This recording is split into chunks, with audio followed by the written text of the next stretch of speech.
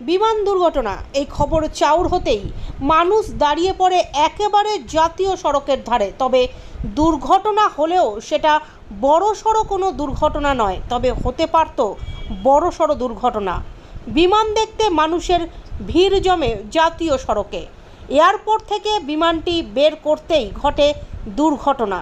জাতীয় সড়কের ধারে লাইট পোস্টে ধাক্কা লেগে বিমানের পেছন দিকের একটি অংশ ভেঙে যায়। যদিও বড়সড় কোনো ঘটনা ঘটেনি, তবে এই এয়ার ইন্ডিয়া অকেজো হয়ে যাওয়া বিমানটি সামনাসামনি দেখতে উপচে পড়ে মানুষের ভিড়। বিমানবন্দর সূত্রে খবর, বিমানটি অকশনে কিনে পাঞ্জাবের একটি সংস্থা নিয়ে যাচ্ছে। এই বিমানটি দিয়ে তৈরি করতে পারে কোনো রেস্টুরেন্ট, হোটেল বা কোনো দর্শনীয় প্লেসে রাখা হতে পারে। ওখান থেকে প্লেনটা অকশন করে পাঞ্জাবে নিয়ে যাবে, এই গেট থেকে বার করেছে। পাঞ্জাবে নিয়ে গিয়ে কি অর্ডার ঠিক করা হবে? না কোনো ঠিক হবে না, হয় এটা সে খুলে বিক্রি করবে, নচেত এটা মডিফিকেশন করে হোটেল করবে। ও আচ্ছা, এখন যেগুলো দেখা যাচ্ছে সেই জিনিসই করবে। দেখে বডিটাকে খোলেনি, ডানা পাক্কলগুলো খুলেছে। আচ্ছা, ডানাগুলো খুলে নিয়েছে, খুলে নিয়ে ওখানে গিয়ে সেটিং করবে, কারণ এগুলো ভাঙেনি, একটা মালও ভাঙেনি। দেখেন, মানে এটা এই তো এয়ার ইন্ডিয়া সবচেয়ে পুরনো প্লেন, পুরো প্লেন, বহু পুরনো প্লেন, পুরো 319। মূলত এই দেখতেই মানুষ ভিড় জমাচ্ছে রাস্তায়। হ্যাঁ, এই কারণে এটা যেহেতু আচমকা এই গেট থেকে বেরিয়েছে, তাই সেই হিসাবে পাবলিক দাঁড়িয়ে গেছে। পাবলিক ভাবছিল যে ম্যাক্সিমাম লোকই বলছে প্লেন ওদিক থেকে ল্যান্ড করে তো ক্র্যাশ হয়েছে।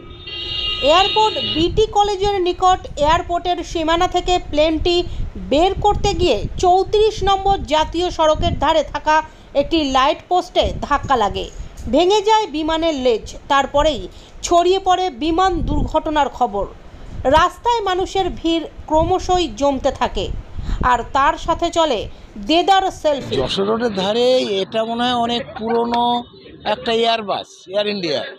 এখন এটাকে যেটা আমরা শুনছি যে এটা অকশন হয়েছে, যে কিনেছে সে তার সুবিধা মতো ট্রাকে করে নিয়ে চলে যাওয়ার চেষ্টা করছে। আমার যেটা মনে হলো যে এই মুহূর্তে যশোর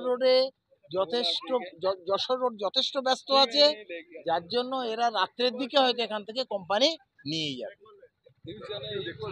হ্যাঁ, আমিও শুনে এখানে চলে আসলাম যে কি হয়েছে ব্যাপারটা দেখতে। খবর পেলাম বোধহয় কি একটা অ্যাক্সিডেন্ট হয়েছে। যাই হোক, এটা কিছু হয়নি, এটা সৌভাগ্য, ওটা কিছু না। এসে শুনলাম যে না, বাসটাকে বার করতে চেয়েছে যে অকশানে কিনেছে সে জায়গায় কারখানায় যাওয়ার জন্য। যাক, এখানে স্বস্তি, বড় কিছু হানির ঘটনা ঘটেনি, এটা আমাদের সবার সৌভাগ্য।